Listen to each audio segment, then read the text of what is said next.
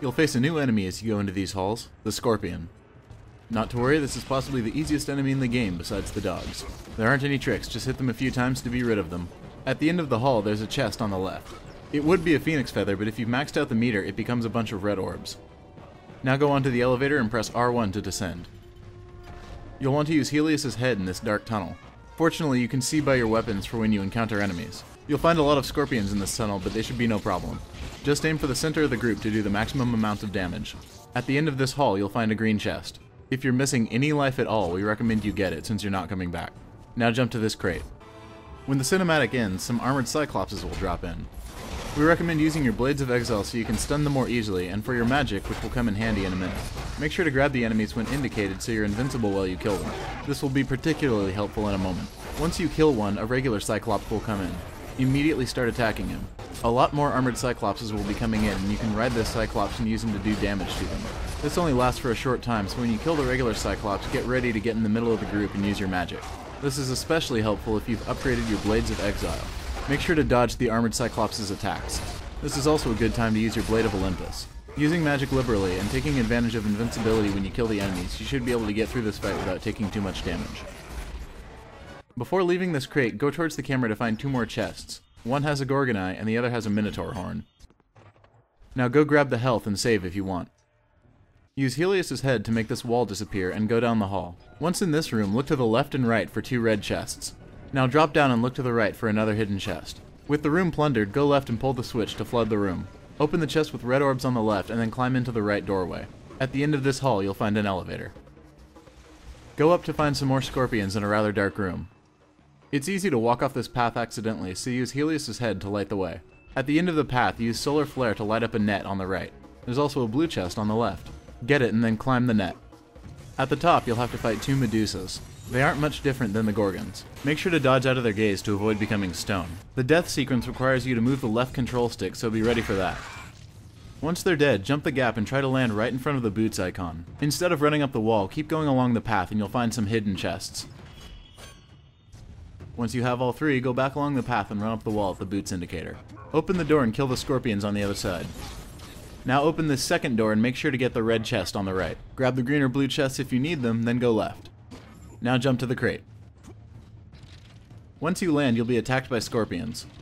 Equip your Nemean Cestus and start killing them. When you kill enough, the giant scorpion will drop in and try to eat you. Hit L1 and R1 to escape. His legs are made of onyx, so pick a side and start breaking them. Keep an eye out for his claw when attacking the front leg. The scorpion's attacks are difficult to dodge, so try to destroy the legs as quickly as you can to avoid taking damage. When you take out the third leg, the scorpion will fall. Dodge walking is a good way to avoid the little scorpions. Approach the giant scorpion's face and start attacking. When it gives you the option to grab, do so to rip off one of its mandibles. The giant scorpion will run away and then appear at the same side and attack. It spits poison straight ahead, so keep clear of that side of the crate. When it comes all the way back up, start attacking its legs again. The scorpion will begin attacking with its tail, which is very difficult to avoid. Once again, keep up a good offense to reduce the amount of time you take damage. Ignore the smaller enemies and you should take down the other side before too long. The giant scorpion will fall a second time, so approach his face and attack. Grab when you get the chance and you'll be thrown over the edge. Kratos will begin to fly and you'll have to avoid the stalactites as they fall. Press the indicated button to get the scorpion back on the crate. Now rotate the control stick to pull its tail down into itself. When the whole thing turns to stone, hit it to finally kill the beast. Only its tail will remain, so destroy that too. From it, you will pull the Boreas Ice Storm. Now you can start activating those heat switches you've been seeing around, like the one right behind you for instance. Ride the hot air plume onto this platform and run past the heat switch. There's an invisible chest on the other side. Use Helios's head to find it. Now go back and activate the heat switch. The labyrinth is beginning to take shape. Go through this series of grapples to arrive at the next crate. Activate the heat switch and the crate will begin to move. You'll have to fight some enemies while it moves into place. If you've been upgrading your Cestus, you should be able to push these Minotaurs around pretty easily. You can also knock them and the Medusas over the side for a quick kill. When the enemies are dead, 2 grapple points lower into place. Use these to get back to your save point, and save if you want. Now continue down the hall like before. When you're back in the flooded room, take the right path a second time. Beneath the raised elevator, you'll find 2 red chests. Now go back into the flooded room and activate the heat switch. This will allow you access to the boots indicator, letting you run up this wall. From here, just run to the end of the hall to find Daedalus.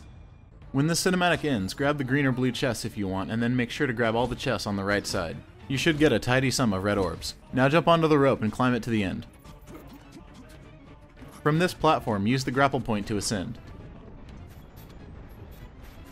Be careful with the last grapple point, it swings you in a circle. Glide to this heat switch and activate it to assemble the labyrinth. Once you regain control, climb to the right and jump to the open doorway. Now it's time to solve the labyrinth.